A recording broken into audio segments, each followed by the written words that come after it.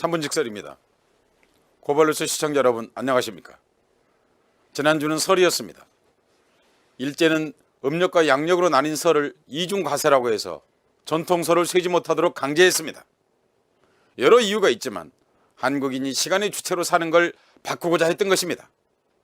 박정희 정권 또한 이를 계승해서 음력설을 박대해서 설은 권력과 언론에 의해 타파해야 할 미신인 양 취급당했습니다.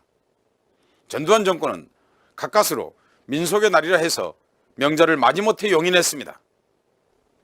시간은 어디서부터 오는가? 시청 건물과 기차역 시계탑 이마에 붙어있는 시간은 고지이자 명령입니다. 이는 시간 채찍이라 할 수 있습니다. 시간이 손목시계 안에 갇혀 있을 때 그때는 출근과 퇴근뿐입니다. 일터에서 시간이란 일종의 영수증과도 같습니다.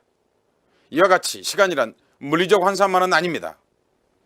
역사에서 시간을 일제강점기 개발독재 따위로 부르는 까닭만 봐도 그렇습니다. 이 시기에 3.1운동이 없고 헌법 전문에 빛나는 4.19와 저 반유신투쟁과 자랑스러운 6월 항쟁이 없었다면 한국인은 시간 주인으로 산 것이 아닙니다. 그리하여 가보뇽 봄은 어디서 오는 것일까요? 수상한 봄에 관한 유명한 인용구는 춘내 불사춘이라는 말이 있습니다. 흔히들 흉노에 끌려갔다는 여인 왕송은이 읍조렸다고 하는데 정작은 잘 알려지지 않은 당나라 시인 동방규가 쓴 시로 널리 퍼진 것입니다.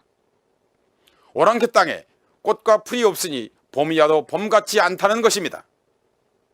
그 봄을 평온하는 일을 넘어 수상하며 맞서는 통렬한 시연은 한국에서 터져나왔습니다. 빼앗긴 들에도 봄은 오는가? 이상하의 이 시 한 줄은 강한 생명을 가지고 오늘도 저 들판에서 이 도의 광장에서 봄에 대해 의문을 제기하고 있습니다. 그는 이 질문을 통해 노예의 시간을 이 대지에서 뿌리치고자 하고 있습니다. 그제서야 비로소 봄이 올 수 있다고 외치고 있는 것입니다. 오늘 그 봄은 어디서 오는 것일까요? 지난 대통령 선거에 대한 이의 제기 없이도 봄은 정녕 오는 것일까요?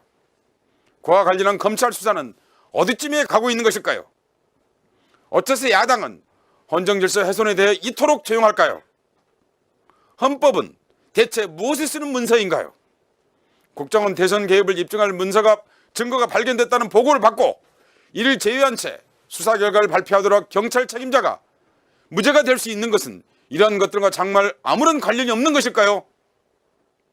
6월 지방선거는 이렇게 한다면 정말 안전할 수 있는 것일까요?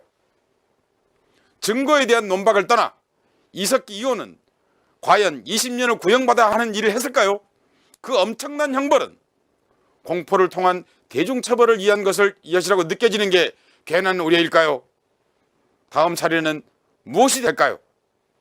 음모를 넘어 공화정의 성립 요체인 절차의 윤리성을 파괴한 부정행위는 무슨 처벌을 받아야 하는 것일까요? 오늘 주변을 둘러보건대 TV에서는 무엇을 방영하고 있습니까? 언론이 사망한 사회에서 왜 인간은 상상의 자유까지 제한받게 되는 것일까요? 이 말을 하고 있는 순간에도 집요하게 자기 검열을 수행하게 되는 까닭은 무엇일까요? 이러한 것들의 의문을 가지고 또 말을 하기라도 하면 정말 종북이라도 되는 것일까요? 실체 없는 종북의 끝은 어디쯤이며 마침내 누구를 향해 돌진할 것인가요?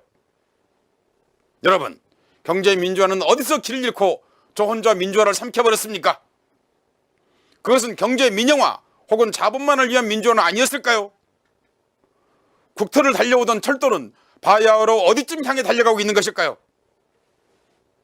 그토록 화근하던 복지는 누구 옷에서 장식 단추가 되었습니까?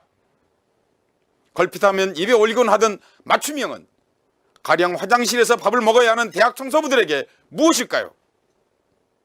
전체 한국인보다 더 많은 1억 4천만 건 정보 유출 사건은 무엇을 말하고 있는 것일까요? 내 개인정보는 어디를 떠돌고 있고 누가 나를 들여다보고 있는가? 마침내 나는 누구인가? 하는 질문을 하지 않을 수 없습니다. 민주주의의 풀과 꽃이 자라지 않은 이 수상한 봄의 대지에는 무엇이 피어나고 있는가요? 의문이 너무 많아 봄은 더디만 오고 있습니다. 민주주의의 봄은 한 번도 공짜가 없었습니다. 이것만이 의문이 아닙니다. 3분 식설이었습니다.